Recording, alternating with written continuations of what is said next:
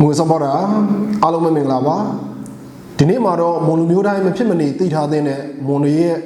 ရိုးရဓလေ့ထုံးစံတစ်ခုဖြစ်တဲ့ယူအနေအကြောင်းကိုတင်ဆက်ပေးကြပါမယ်ယူဆိုတဲ့စကားလုံးကဗမာလိုပြောရင်တီးမှုတ်ကခုန်ခြင်းပါအနေဆိုတာကကနာမန္တစင်မြင့်လို့အဓိပ္ပာယ်ရပါတယ်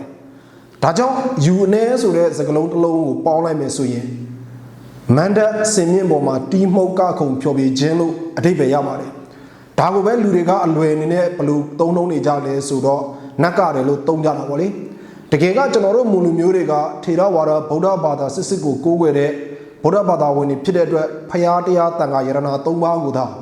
ာကိုးကွယ်စိတ်ကကြတာပါနတ်ကိုးကွယ်တဲ့လူမျိုးမဟုတ်ပါဘူးဒါကြောင့်မို့ဒီနေရာမှာယူအနေဆိုတဲ့စကားလုံးကိုကျွန်တော်ကတော့ကျွန်တော်တို့မွန်ရဲ့ဓာတ်ရိုက်အသုံးနှုန်းပေါ့နော်ယူအနေဒါမှမဟုတ်ရင်ဟာကြည့်ဘနုဆိုတဲ့အသုံးနှုန်းကိုပဲသုံးစေချင်ပါလေဟာကြည့်ဘနုဆိုတာကတော့အဖိုးဘွားဘေဘီအဖိုးတွေကိုပူဇော်ပသတဲ့ဓလေ့ပါဒါကိုကျွန်တော်တို့ကယူနေဟာကြည့်ဘနုလို့လည်းသုံးကြပါတယ်ဆိုတော့ဒီနေ့မှာဒီယူနေအကြောင်းဘလို့ပေါ်ပေါက်လာလဲဆိုတာကိုကျွန်တော်အားလုံးသိအောင်မျှဝေပေးခြင်းပါလေ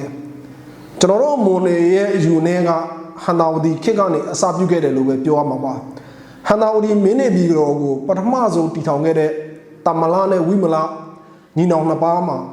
တမလမင်းကဘယင်ဝိမလကအိရှိဆန်ပေါ့ဒီလိုနီးနဲ့ထီးနှန်းတဲတဲ့အချိန်မှာတမလမင်းကရွှေဖယုံမယ်လို့ခေါ်တဲ့မွန်လို့ဆိုရင်မိခပေါ်ထုံးမိခပေါ်ထုံးရွှေဖယုံမယ်ကိုမိဖုရားပြတင်မြောက်ပါတယ်တမလမင်းနဲ့ရွှေဖယုံမယ်နဲ့မှာသားတော်တစ်ပါးထုံးရပါတယ်သားတော်ရဲ့နာမည်ကကျွန်တော်တို့မွန်လို့ဆိုရင်ကွန်စမွန်အဆိုင်ဗမာလိုပြန်တော့ဒါကိုဘလို့ပြန်ကြလဲဆိုတော့ကွန်ရတာမင်းသားလို့ပြန်ကြပါတယ်ဒီမြမသမိုင်းစာအုပ်တွေမှာဆိုရင်ကွန်ရတာမင်းသားမွေးဖွားပြီးတိတ်မကြခင်မှာပဲတမလမင်းကနိုင်ရော်ဆန်သွားတာပါနိုင်ရော်ဆန်သွားတဲ့အချိန်မှာညီတော်ဝိမလမင်းကဟန္တာဝတီထီးနှန်းကိုစိုးစံပါတယ်အဲ့လိုစိုးစံတဲ့အချိန်မှာသူ့ရဲ့မကြီးဖြစ်တဲ့ပေါ့နော်မိခပါထိုးကိုပဲမိဖုရားပြဆက်ပြီးတင်မြောက်တယ်အဲ့လိုတင်မြောက်တဲ့အချိန်မှာသူ့ရဲ့တူတော်ဖြစ်တဲ့ကွန်မွန်စမွန်ဆိုင်ကိုသူကနောက်တစ်ချိန်သူ့ရဲ့ထီးနှန်းကိုလာလူမှာစိတ်ပူတဲ့အတွက်တောကြုံအောင်ကြားမှာတွားပြီးတော့ဒီကလေးကိုစွန့်ပစ်ခိုင်းတော့ဗောလေဒီလိုနဲ့ကိုစမွန်ဆိုင်ကဗမာစွန့်ပစ်ခံရလဲဆိုတော့ဟန္တာဝတီမင်းနေပြည်တော်ရဲ့တောင်ဘက်ပေါ့နော်ကျွန်တော်တို့စစ်တောင်းမြစ်ကန်တနေရာမှာစွန့်ပစ်ခံရတယ်အဲ့ဒီနေရာကဘယ်နေရာမျိုးလဲဆိုတော့ကျွဲအုပ်တွေပေါ့နော်နဂနိုင်ဆိုတဲ့ကျွဲခေါင်းဆောင်ကအမှုပြုပြီးတော့ကျွဲအုပ်တွေနေတဲ့နေရာပါမနက်ကျတော့ကျွဲအုပ်ကနိုးလာတဲ့အချိန်မှာဒီကလေးကိုနင်းမိမှာစိုးတဲ့အတွက်ဒီကျွဲအုပ်ရဲ့အကြီးဆုံးခေါင်းဆောင်နဂနိုင်ကျွဲမကြီးကဒီကလေးကိုသူ့ရဲ့ကိုလုံးနဲ့ခွာထားတာပေါ့လေဒီလိုနဲ့ဒီကလေးကိုဒီကျွဲမကြီးကနိုးတွေတိုက်တယ်ကလေးကကျွဲတွေကြားမှာကစားရင်းနဲ့ကွန်စမွန်ဆိုင်ကတဖြည်းဖြည်းနဲ့ကြီးလာတယ်ပြီးရင်သူကတန်မာထွားကြိုင်လာဘာကြောင့်လဲဆိုကျွဲနှုတ်တောက်ရတယ်ကျွဲတွေကြားထဲမှာခုံကြော်လွှားရင်းနဲ့ပေါ့နော်သူရဲကောင်းတယောက်ကိုဖြစ်လာတယ်အဲ့လိုအချိန်မှာပဲကျွန်တော်တို့ဟန္တာဝတီမင်းနေပြည်တော်ကိုအိန္ဒိယပေါ့နော်ကျွန်တော်တို့မွန်ရာဇဝင်ထဲမှာဆိုဘယ်လိုသုံးလဲဆိုတော့ဟလေလမ်ဘေကလာနံပါတ်တွေပေါ့နော်အရက်မြင့်မြင့်လမ်ဘာကလာတွေကနေပြီးတော့ကျူးကျော်တိုက်ခိုက်မှုလုပ်တယ်ပြီးတော့တူးချင်းပေါ့နော်ဟန္တာဝတီကသူရဲကောင်းနဲ့စီချင်းထိုးမယ်ဆိုပြီးတော့ရာဇဒံပို့တယ်ဒီလိုနဲ့ဟန္တာဝတီဘက်မှာပေါ့နော်တိုက်ပေးမဲ့သူရဲကောင်းကိုရှာတဲ့အချိန်မှာဒီကွမ်ရတာမင်းသားကသူကဟန္တာဝတီဘက်ကနေတိုက်ပေးမယ်ဆိုပြီးတော့အာမခံပြီးတော့ဒီလမ်ဘာကလာကိုနှစ်ယောက်တည်းစီချင်းထိုးတယ်အဲ့လိုစီချင်းထိုးတဲ့အချိန်မှာကွမ်ရတာမင်းသားကအနိုင်ရသွားတယ်အနိုင်ရပြီးသွားတဲ့အချိန်မှာဝိမလမင်းကသူ့ရဲ့ဂတိအတိုင်းပေါ့နော်ဒီမင်းသားကိုအိမ်ရှိနေနဲ့တင်မြောက်တယ်တစ်ဆက်တည်းမှာပဲဒီမင်းသားရဲ့ဇင်းမြစ်ကိုမေးတဲ့အချိန်မှာသူ့ရဲ့တူတော်အရင်တမလမင်းရဲ့သားတော်ဖြစ်နေတာသိတဲ့အတွက်သူပို့ပြီးပျော်သွားတယ်ဒီလိုနဲ့ကွမ်ရတာမင်းသားကဟန္တာဝတီမင်းနေပြည်တော်မှာပေါ့နော်ဘယင်ဖြစ်လာတယ်ဆိုတော့ကျွန်တော်တို့မွန်ရာဇဝင်ကိုပြန်ကြည့်မယ်ဆိုရင်ဟန္တာဝတီထီးနှန်းကိုပထမဆုံးစိုးစံတာတမလမင်းဒုတိယစိုးစံတာဝိမလမင်းတတိယစိုးစံတာကွမ်ရတာမင်းသားဒါအစင်လိုက်ပြောတာပေါ့လေဒါကြောင့်မို့ဒီယူအနေဆိုတဲ့အယူဆဒီဒလေထုံးစံကဟန္တာဝတီမင်းနေပြည်တော်တဲပြီးဘယင်30မြောက်ကွမ်ရတာမင်းသားကနေအစပြုတာပါဘယ်လိုမျိုးအစပြုလဲဆိုတာကိုကျွန်တော်ဒီနေရာမှာဆက်ပြီးတော့ဝေမျှပေးသွားမှာဖြစ်ပါတယ်ဒီလိုနဲ့ကွမ်ရတာမင်းသားကသူဘယင်ဖြစ်တဲ့အချိန်မှာပထမဆုံးကြီးညာတဲ့အမိန့်တစ်ခုထုတ်ပြန်ပါတယ်အဲ့ဒါကဘာလဲဆိုတော့သူ့ကိုကျွဲမွေးဆောက်ရှောက်ခဲ့တဲ့ကျွဲအုပ်ကြီးပေါ့နော်ဒီနဂနာရဲ့ကျွဲမကြီးဥဆောင်တဲ့ကျွဲအုပ်ကြီးကိုစစ်တောင်းမြစ်ကန်မြဝန်းတစ်လျှောက်ကြိုက်တဲ့နေရာမှာစကြက်မြေနေနဲ့စားသုံးဝင်ပြုတ်တယ် ဒီကျွဲအုပ်ကိုရိုက်နှက်တာတွေထိခိုက်အောင်လုပ်တာတွေတားဆီးတာတွေဘာမှမလုပ်ရဘူးလို့သူကအပိုင်စားပေးတယ်ဟိုခေတ်တော့ဗျာလူတွေကိုနေစားပယ်စားအပိုင်စားပေးတယ်လို့ပဲဘယင်တွေကနေပြီးတော့ဒီကျွဲအုပ်ကိုလည်းစကြက်မြည်နေနဲ့စစ်တောင်းမြစ်ကန်တစ်လျှောက်မှာအပိုင်စားပေးလိုက်တာပါအဲ့ဒီအချိန်မှာဒီနဂါနိုင်ကျွဲအုပ်ကြီးကလည်း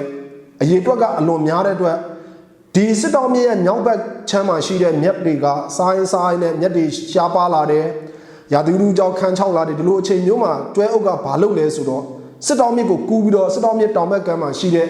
ဘက်ချမ်းမှာရှိတဲ့မြက်တွေသွားစားတယ်အဲ့လိုမျိုးကျွဲအုပ်ကြီးကနေတိုင်းလိုမျိုးပေါ့နော်စစ်တောင်းမြစ်ကိုကူးပြီးတော့ဟိုဘက်ကမ်းမှာမြက်သွားစားရင်နဲ့စစ်တောင်းမြစ်ရေကနောက်ကြည့်တယ်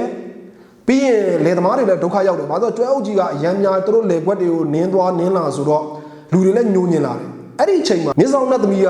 ဘလို့စဉ်းစားငါဒီတိုင်းနေလို့မရတော့ဘူးမဟုတ်ရင်ဒီကျွဲအုပ်ကြောင့်ဒီမြစ်ကမ်းဘေးမှာရှိတဲ့လူတွေရောအကုန်လုံးဒုက္ခရောက်တယ်မြစ်ရေတွေလည်းနောက်ကြည့်တယ်မြစ်ထဲမှာရှိတဲ့ငါးတွေတရိษံအကောင်လေးလည်းဒုက္ခရောက်တယ်ပေါ့နော်ဒါကြောင့်မို့ဒီကျွဲအုပ်ကိုတားမယ်ဆိုပြီးတော့သူကဘာလုပ်လဲဆိုတော့ဥပ္ပတမြင်နဲ့လူရောင်ဖန်ဆင်းပြီးတော့ဟန်တော်ဒီထီးနှန်းကိုသွားတာပါအဲ့ဒီအချိန်မှာဟန်တော်ဒီနန်းတော်မှာစိုးစံနေတဲ့ကွမ်းသားမင်းသားကသူကကြွေရန်ကစားတော်ကိုအင်မတန်ဝါသနာပါတယ်ဒါကြောင့်မို့ဒီစစ်တောင်းမြစ်ဆောင်နက်ကလက်တကောင်ကိုယူပြီးတော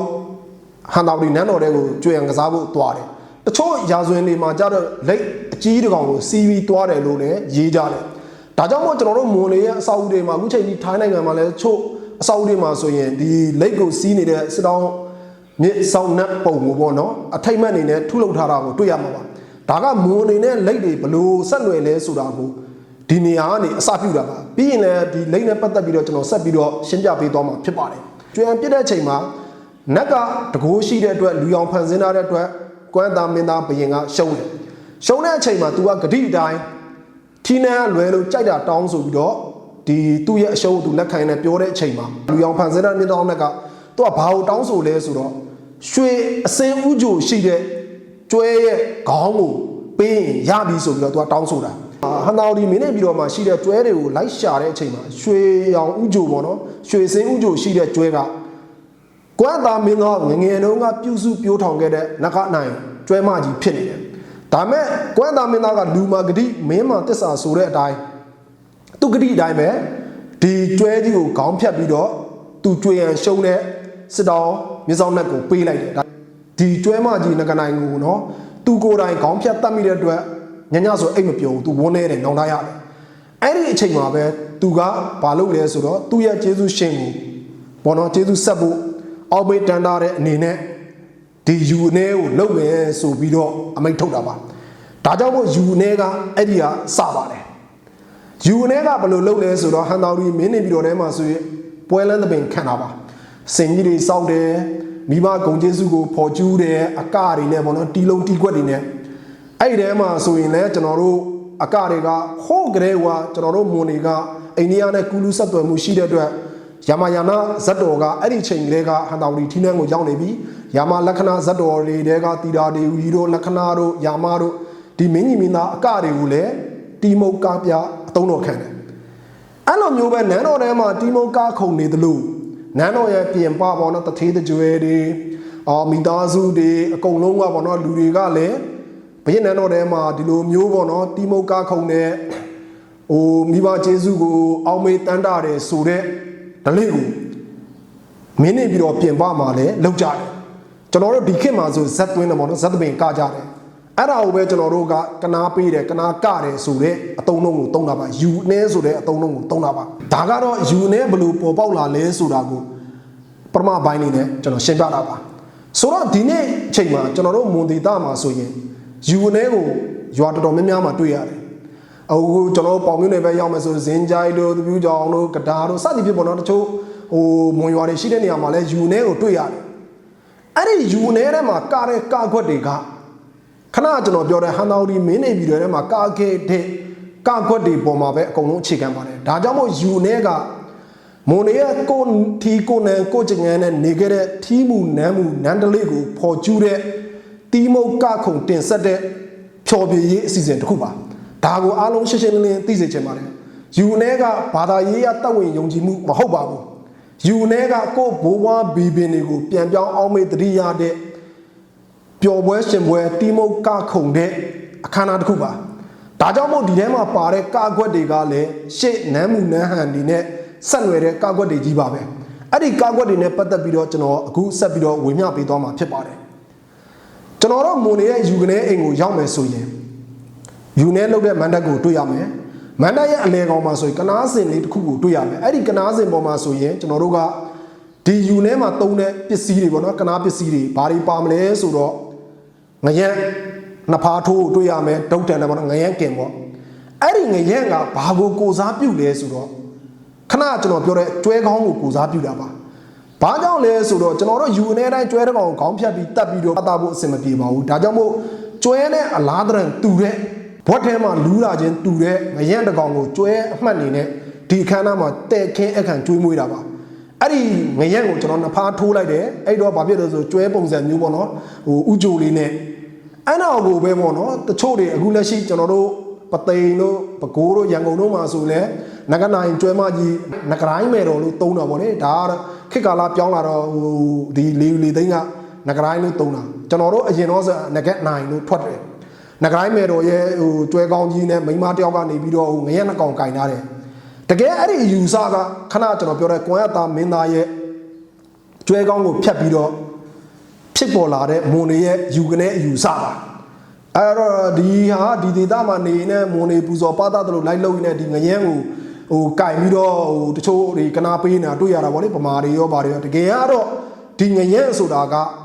ကျွဲကောင်းကိုစားပြုတာပြီးတော့ငရမ်းကင်နေဆိုကျွဲကောင်းပါစရာကိုမလိုတော့တာဘာကြောင့်လဲဆိုတော့ငရမ်းနဲ့ကျွဲကောင်းနဲ့ကဘွက်လူးတာချင်းအတူတူပဲဒါကြောင့်မို့ကျွန်တော်တို့မွန်ယူကလေးမှာငရမ်းနှစ်ဖားထိုးကိုကနားစင်ပေါ်မှာထားရတယ်ပြီးရင်ဒါလူတွေတက်ခင်ကျွေးမွေးတယ်ဗောလေပြီးရင်နောက်ထပ်ဘာပစ္စည်းတွေပါလဲဆိုတော့အုံဒီပါမယ်ငပြောသီးပါမယ်